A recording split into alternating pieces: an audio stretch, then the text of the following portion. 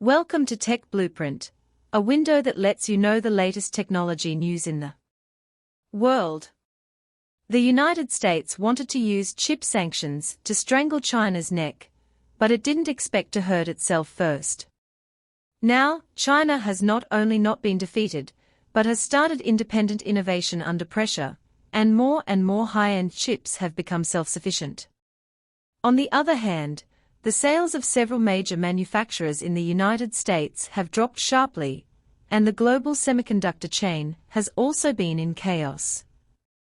I wanted to win a beautiful technology war, but in the end it was like shooting myself in the foot, which was really stealing chickens and losing rice.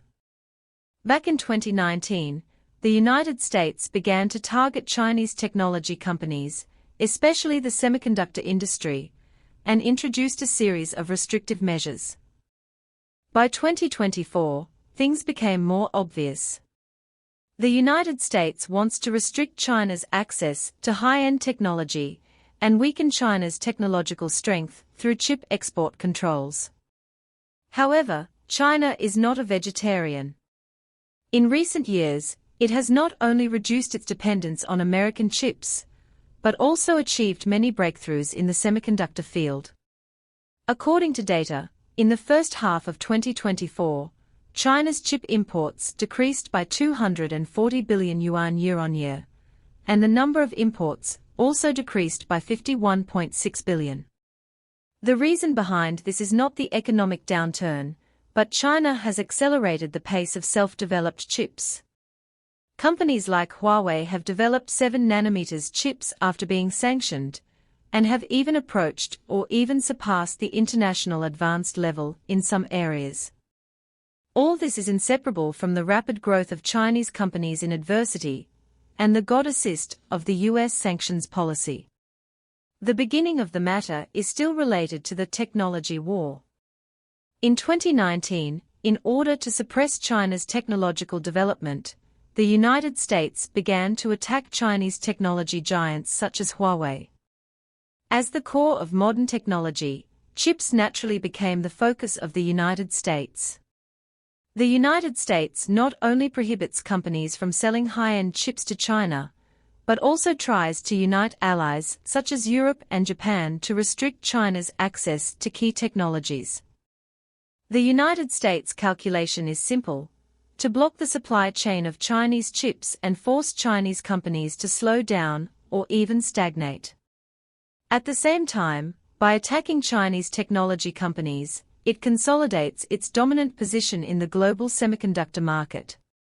But plans cannot keep up with changes, and China did not sit idly by. On the contrary, all the pressure has become a catalyst for the growth of Chinese technology companies. After the implementation of chip sanctions, actions from all parties continued. The first to be affected were Chinese technology companies, such as Huawei. In 2020, Huawei's mobile phone business was in trouble due to chip shortages, and its market share shrank significantly. But Huawei did not admit defeat. They began to increase investment in research and development to try to break chip dependence. At the same time, the US semiconductor giants also felt the pressure. Take Nvidia as an example. The company's revenue in the Chinese market accounted for nearly 30% in 2024. Due to the export restrictions of the US government, Nvidia's sales in China have fallen sharply, which has directly affected the overall performance. In the second quarter of 2024, Nvidia's revenue fell by 21% year-on-year. This not only caused headaches for companies, but also made many American investors begin to question the government's policies. On the other hand, China's semiconductor companies began to catch up. Huawei completed the transformation from being stuck to a self-research breakthrough in just a few years. In 2024, Huawei launched its self-developed 7nm chip, and its performance has reached the world's first-class level. At the same time, SMIC has made major breakthroughs in the field of lithography machines, providing technical support for China's chip manufacturing. In 2024, the consequences of U.S. chip sanctions began to appear in full. The demand for U.S. chips in the Chinese market has dropped significantly. According to statistics, in the first half of 2024, China's chip imports decreased by 240 billion yuan year-on-year, which not only chilled American chip companies, but also had a profound impact on the global semiconductor industry chain. Chinese companies took advantage of the situation. Companies such as Yangtze Memory and Huahong Semiconductor have made significant progress in the fields of memory and integrated circuits. Taking Yangtze Memory as an example, their products have become internationally competitive and have even begun to be exported to other countries. SMIC has achieved independent production in the field of lithography machines, filling China's gap in this key technology.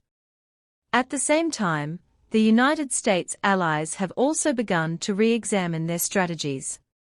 South Korean and Japanese semiconductor companies, such as Samsung Electronics and Tokyo Electron, have begun to increase their investment in the Chinese market. After all, China is the world's largest semiconductor consumer market, and ignoring the Chinese market is tantamount to cutting off their own financial resources. This situation has put the United States in a dilemma. On the one hand, it is a technological blockade against China, and on the other hand, the interests of its own companies are damaged. What's worse is that China's semiconductor industry has risen rapidly under pressure, not only achieving technological breakthroughs, but also occupying an increasingly important position in the international market. In the end, the U.S. chip sanctions policy not only failed to achieve the expected results, but also promoted the rapid development of China's semiconductor industry. Today, China has approached or even surpassed the international advanced level in fields such as memory and processors. However, American semiconductor companies are facing the dual pressures of declining performance and slowing technological innovation because they have lost the Chinese market. It can be said that this chip war has made the United States taste the taste of shooting itself in the foot. The global semiconductor industry chain has become more complex and changeable, and the future pattern is full of uncertainty. So the question is the U.S. chip sanctions to protect its own technological hegemony, or to make its own companies suffer? China has been catching up and even surpassing step by step through independent innovation, while the U.S. chip giants have been struggling after losing the Chinese market. Should technological competition be blocked or open to cooperation? Can the winner of this war really win for a long time?